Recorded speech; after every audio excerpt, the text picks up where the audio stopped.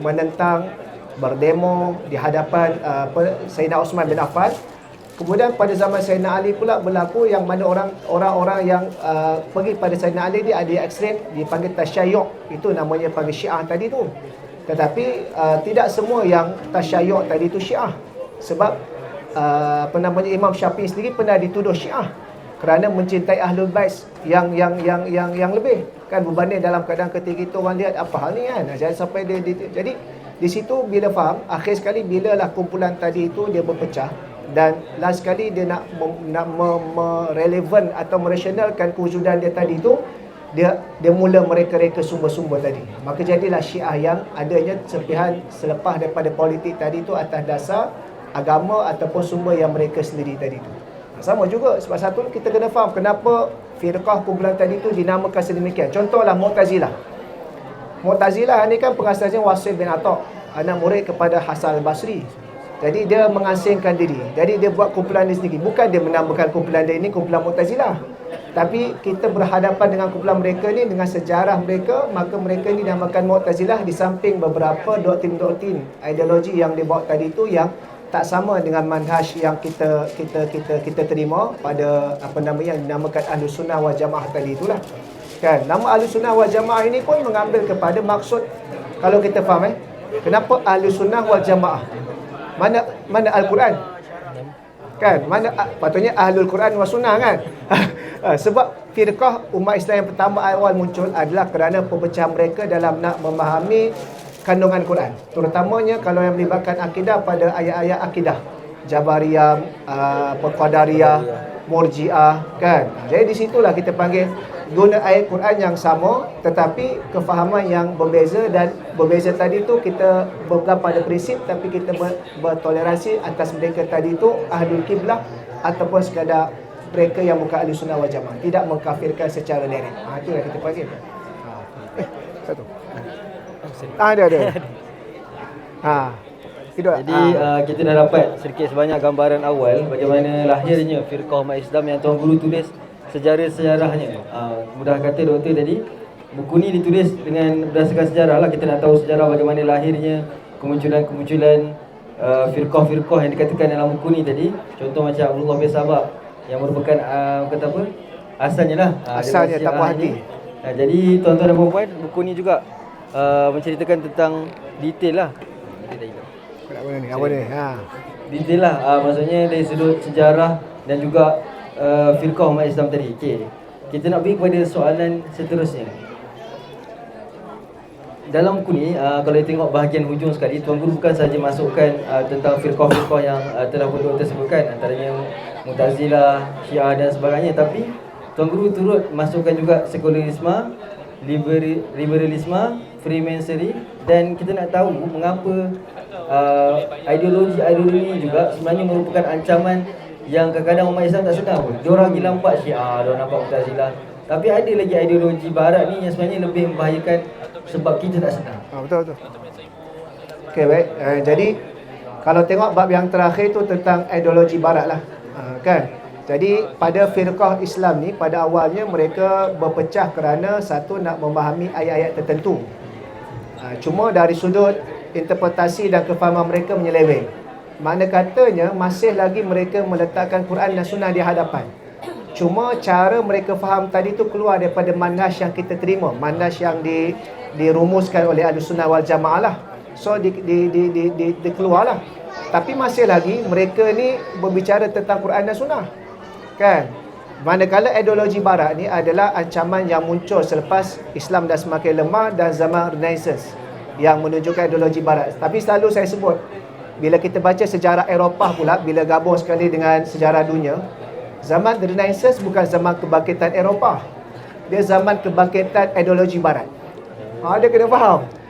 Sebab Eropah pun jatuh dengan sistem feudal dia tadi tu. Sistem feudal jatuh, yang diterima pakai adalah ideologi barat. Jadi Renaissance ni perlu kita terjemah bukan sekadar pada literal kebangkitan, tapi dia adalah kita panggil serangan pemikiran yang secara tersusun, sebab mereka dah dapat rentak. Sedangkan Islam dah jatuh, Andalus dah jatuh 1492 lebih kurang. Lebih kurang gitu kan. Jadi kita dah jatuh semua. Jadi bila kita dah beralih fasa daripada zaman yang kita panggil perpecahan umat Islam ni kerana dipengaruhi pula oleh ideologi barat, yang ideologi barat ni pula dia tidak meletakkan Quran dan Sunnah di hadapan. Ini lagi bahaya. Kan, pelakunya orang Islam sebab dia dipengaruhi oleh ideologi tadi tu yang telah kita panggil tersebar dengan kita panggil zaman kebangkitan tadi itulah. Zaman kebangkitan kita panggil zaman kebangkitan Eropah, tapi dalam masa yang sama ideologi barat. Sebab feudal orang dah jatuh ketika itu. Jadi Tuan Guru nak beritahu, Tuan Guru select juga kat belakang. Walaupun kita panggil ideologi barat ni bukan daripada Islam, tapi dia adalah ancaman kepada pemikiran orang Islam, di mana kalau kita baca satu lagi buku Tuan Guru pula yang Kharitatu As-Siyasiyah, peta politik yang dalam bahasa Arab tu kan. Tuan Guru juga sebut di belakang bagaimana pendekatan Tuan Guru adalah dalam umat Islam yang berpecah ni, selagi mana mereka mendahulukan Al-Quran dan Sunnah, ini kita boleh bincang dalam rumah tangga kita. Tapi yang perlu kita nampak adalah bagaimana pemikiran yang lebih bahaya langsung tak letakkan Quran dan Sunnah. Sekular mana ada bicara tentang Quran dan Sunnah? Kan? Liberal mana ada bicara Quran dan Sunnah? Lagilah dia ikut dia punya atas ideologi barat, dia punya sentrik dia adalah human centric, atas manusia. Maka lahirlah kalau manusia tu tak suka dari sudut pemegang badan autoriti, lahirlah demokrasi barat. Kalau tak suka pada sistem kita panggil institusi agama mengongkong, maka lahirlah dari sudut sekular menafikan, memang begitulah. Maka di situlah Tuan Guru masukkan juga nak menunjukkan perpecahan umat Islam yang pada akhir tadi tu dia berlaku pecah bukan sebab mereka nak faham Quran Sunnah, tapi mereka ketepikan atau tolak terus Quran dan Sunnah tadi itu. Sebabkan itu Syekh Islam yang terakhir pada zaman Khilafah Osmaniyah, Syekh Mustafa Sobri, dia kata apa? Jalan paling terpintas untuk murtad adalah dengan sekular. Bukan dia memurtadkan atau mengkafir orang. Sebab apa maksud? Sebab doktrin daripada ideologi barat tak letak terus Quran dan Sunnah. Sebabkan itu kalau kita baca karangan ulama sekalipun, kalau perpecahan umat Islam yang bersifat awal, walaupun dia bukan ahli sunnah, ada satu lagi istilah dinamakan Ahlul Qiblah. Ahlul Qiblah kan kita panggil. Dan kalau dia Ahlul Qiblah sekalipun dia keluar pada Quran Sunnah, dan dia tak sama sekalipun dipanggil sebagai Muslim yang fasik sebagainya. Sebab kita tak bermudah-mudah mengeluarkan kafir tadi itulah. Itu di antara perkara yang nak nampak ancaman mana yang lebih bahaya. Dua-dua kita panggil ada ancaman. Cuma yang ideologi barat ni lebih memberi ancaman sebab dia tak bawa Quran Sunnah langsung dalam bicara. Dia tolak terus. Tapi orang selalu terleka tentang hal ni.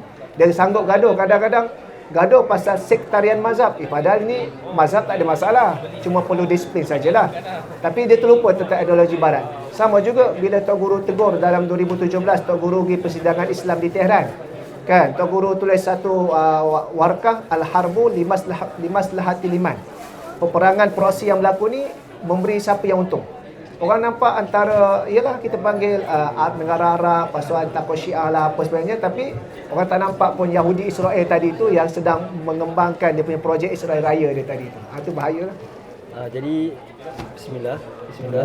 Jadi doktor tadi pun dah menyentuh sedikit tentang bila mana Tuan Guru dia jadi tak jadi. Tak apa. Bila mana Tuan Guru turun ke Tehran dan mengeluarkan satu warkah buat kita umat Islam kena tanya diri sendiri, perang proksi ni sebenarnya memberi keuntungan kepada siapa? Dan buku situ sebenarnya banyak buku-buku yang Tuan Guru tulis bersifat antarabangsa, tadi buku perang Iran-Israel, yang menjadi bukti juga kenapa kita lihat sebahagian daripada umat Islam di luar sana masih ada lagi yang menyokong tindakan Israel menyerang Iran. Jadi pada pandangan doktor, apakah macam mana kita nasihatkan orang yang macam ni? Maksudnya sebabkan dia Syiah, so kita rasa setuju dengan tindakan mereka menyerang Iran. Dalam bab yang kita panggil ulasan apa-apa pun sebenarnya umat Islam kita selalu misleading dalam berbicara. Kan, contohlah nanti bulan ni kan World Cup jadi World Cup ni kalau negara tu banyaklah yang contohlah negara yang bukan Islam. Contoh orang tu sokong Perancis. Macam orang Islam kan, Brazil ke apa. Adakah bila menyokong Brazil tu dia sokongan melibatkan akidah? Tidak kan? Jadi dia misleading dalam kita panggil mahallun niza', poin pada benda yang diperselisihkan. Dari sudut kita panggil peperangan, kita kena sokong, ada orang yang sokong Iran kerana melihat Iran tadi tu yang berupaya dalam nak membidas Israel tadi tu. bukan kerana Syiah tadi tu. Dan kalau orang yang mendalami Iran sekarang pun, walaupun dominannya Syiah, tapi ada je Sunni di situ. Bahkan ada sahabat-sahabat kita yang beritahu, yang mengkaji sana, kalau dalam wilayah Iran tadi tu, wilayah tu didominasi oleh Sunni, maka yang terpakainya Sunni pada wilayah tersebut. Cuma negara tetap dominan kepada Syiah tadi itulah. Dan kita boleh lihat di Yaman sekalipun ada je kita panggil isu percampuran kehidupan mazhab, yang mana mesra Syiah sikit dan sebagainya, tapi dia tak jadi isu sebab dia diuruskan dengan kita panggil penguasaan dari sudut ta'ayush tadi tu, hidup bermasyarakat majmuk tadi itulah kan. Jadi orang ni dia terlalu, satu, dia misleading dalam berbicara, yang kedua, dia ni terlalu bicara tentang emosi kan. Sebagai itu contohlah kan, kalau kita belajar metodologi kajian kan, kita metodologi kajian, bila satu pada bahagian problem statement, pernyataan masalah ataupun permasalahan kajian, di situlah yang menentukan pengkaji itu dia betul-betul faham apa masalah yang dia nak kaji. Jadi mana katanya dia tak boleh misleading. Kalau dia misleading dalam kajian tadi tu, dia akan misleading dalam dapatan ataupun ulasan yang akan dibuat.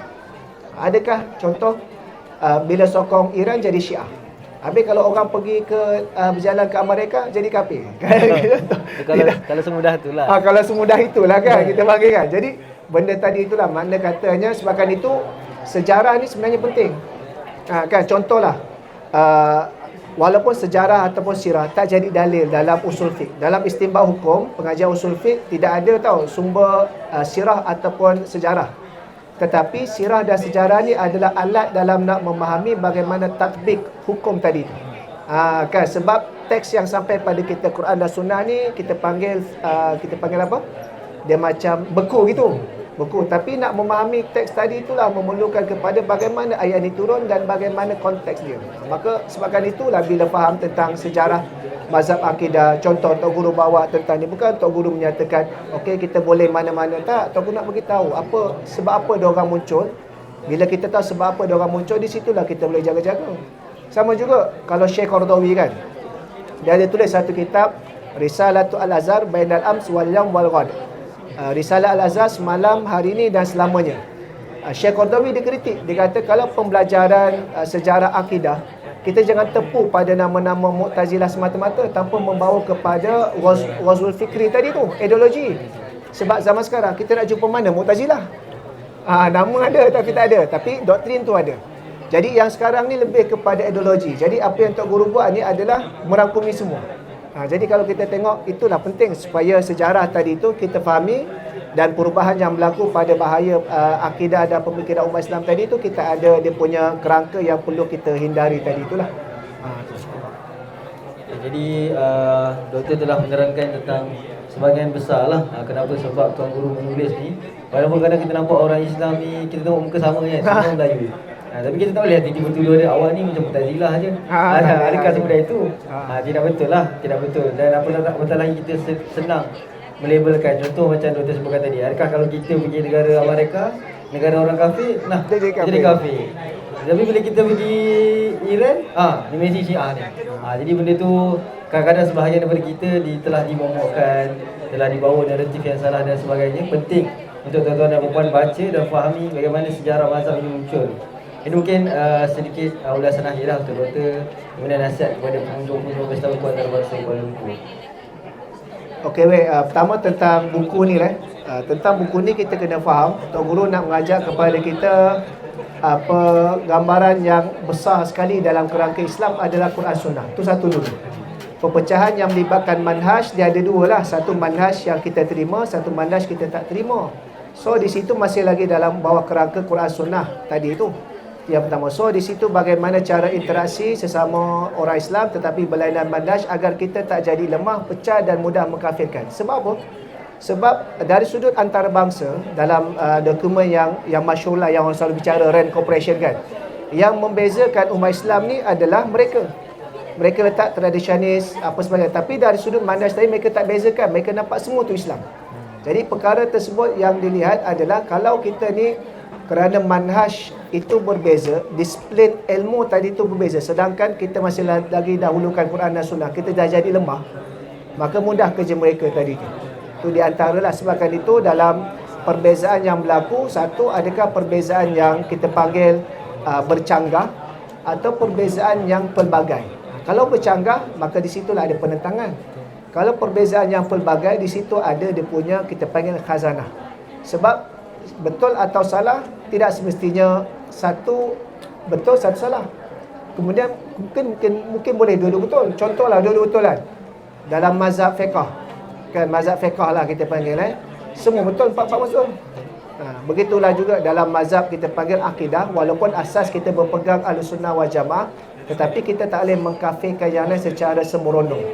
Sebab akhir sekali dia akan melemahkan kita dan dia akan jadi bertentangan di antara kita. Cuma interaksi kita tadi tu kena tepatlah, supaya bagaimana dalam konteks perkara yang boleh kita kerjasama tadi tu, maka dapat kita laksanakan. Dan jangan sampai musuh luar, Amerika, Barat dan sebagainya merosakkan negara yang dipanggil penganut Islam tadi itulah. Menarik, kita boleh fikir satu contohlah kan tentang perpecahan umat Islam ni dah berlaku awal. Kita tengok zaman Sayyidina Ali. Sayyidina Ali ni berlaku sampai perang Jamal, perang sifil. Tapi Islam jatuh tak? Tak jatuh. Sebab apa? Sebab masalah dalaman kita urus secara dalaman. Jangan sampai kita biarkan luar. Orang masalah ideologi luar masuk. Kita hari ni kalau kita gaduh, tapi kita membuka ruang kepada orang luar masuk, sama ada fizikal ataupun secara ideologi. Sejarah Melayu dulu, gaduh. British masuk, British hantarkan sistem residence. Akhirnya terpecah dua. Sistem pentadbiran negara kita yang berlaku, residen memegang hal eksekutif, kemudian raja memegang hal agama yang bersifat ditafsirkan itu agama lah.